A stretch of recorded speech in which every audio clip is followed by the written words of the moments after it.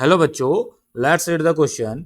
Find the value of k for which each of the following system of equation have infinitely many solution. Equation है हमारी x plus k plus one y equal to 4 and k plus one x plus nine y equal to 5k+2. So first of all हम बात करते हैं हमारे की concept की. सो की कॉन्सेप्ट में हम क्या यूज करेंगे? हम यूज करेंगे conditions for infinite many solution. Conditions for infinitely many solution. Infinite many solution की जो कंडीशन होती है वो होती है a1/a2 equal to b1/b2 equal to c1/c2. इस कंडीशन का यूज करते हम क्वेश्चन को सॉल्व करेंगे. तो हमारी जो फर्स्ट इक्वेशन है वो है हमारी x plus k plus one y equal to 4 and second equation है हमारी k plus one x plus nine y equal to 5k+2. पहला तो इसको स्टैंडर्ड फॉर्म में अरेंज करते थे. ये तो के एक्स, इसको हम लिख सकते हैं 1 × x प्लस ये हो जाएगा हमारा k plus one y and -4 equal to 0. And second equation को देखते हैं.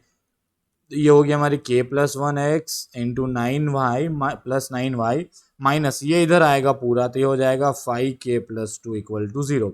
अब हम क्या करेंगे, यहाँ से a1 b1 c1 की वैल्यू निकालते हैं. तो a1 मतलब x का कोफिशिएंट जो 1 है, b1 हमारा जो y का कोफिशिएंट जो k प्लस वन है एंड c1 हमारा कांस्टेंट जो कितना है -4 है.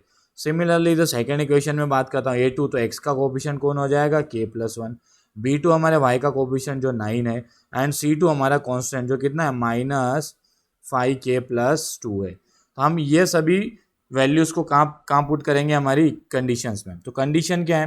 कंडीशन है a1/a2 equal to b1/b2 equal to c1/c2. तो a1 की वैल्यू 1, a2 की वैल्यू k प्लस वन, तो ये हो जाएगा 1/k+1.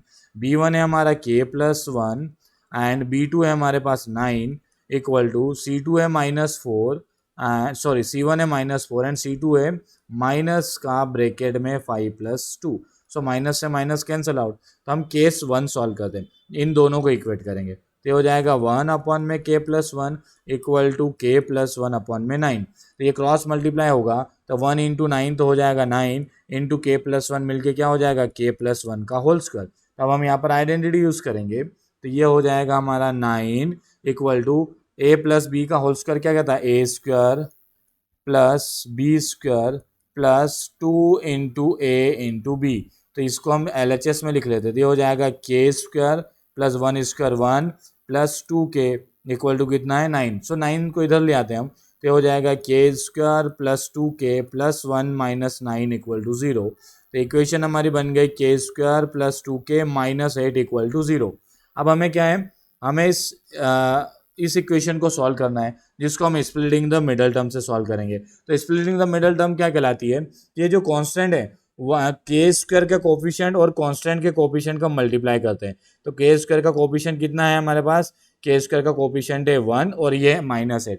तो 1 × 8 करेंगे तो कितना आएगा 8. 8 के फैक्टर कौन हो जाएंगे? जैसे हमें 8 के ऐसे फैक्टर जाएंगे जिनको प्लस या माइनस करने पे 2 आ जाए. तो ये होगा हमारा के square plus 4k minus 2k and 4 × -2 8 -8 भी हो जाएगा. ठीक है, तो यहाँ पर ये -8 भी हो गया. तो और ये है -8 इज इक्वल टू 0. यहाँ से हमने k कॉमन लिया, यहाँ पे बच गया k प्लस 4 और यहाँ से हमने -2 कॉमन लिया तो कितना हो गया k प्लस 4 इक्वल टू 0. अब यहाँ से हमें दो फैक्टर मिल गए, एक तो k प्लस 4, एक मिल गया k -2 इक्वल टू 0.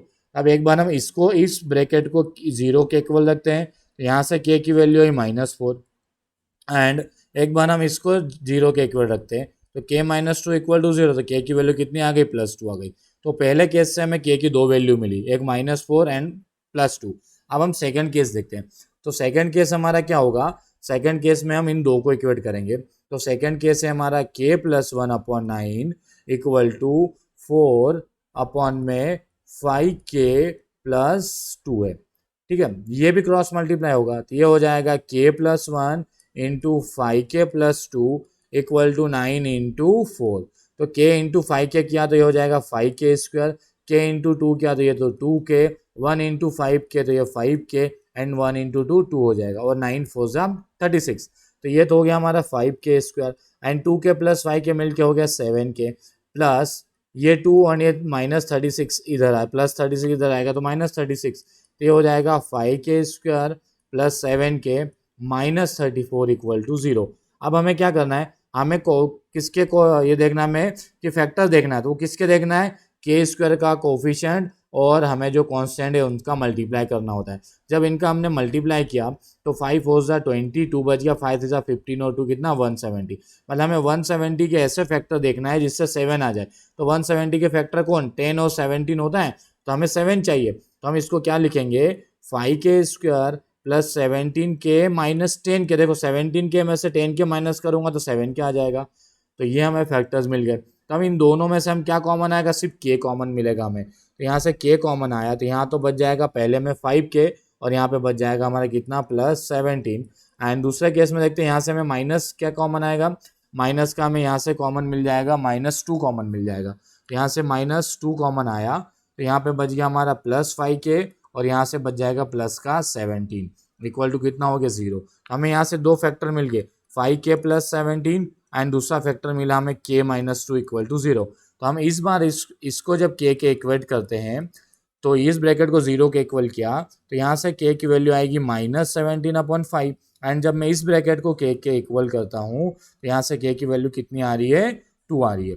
तो यहाँ से हमें केस 2 से हमें दो वैल्यू मिली -17/5 एंड 2 एंड केस फर्स्ट से हमें दो वैल्यू मिलती -4 और 2। तो इन दोनों केस से हमें क्या क्या मिल रहा है कि हमें k की वैल्यू कॉमन कौन सी आ रही, 2 आ रही। तो फाइनल आंसर जो k की वैल्यू होगी वो कितना होगा, 2 होगा, नहीं -17/5 होगा, नहीं हमारा -4 होगा। सो k इक्वल टू कितना होगा, 2 होगा। So hope you understood it well. Best of luck. Thank you.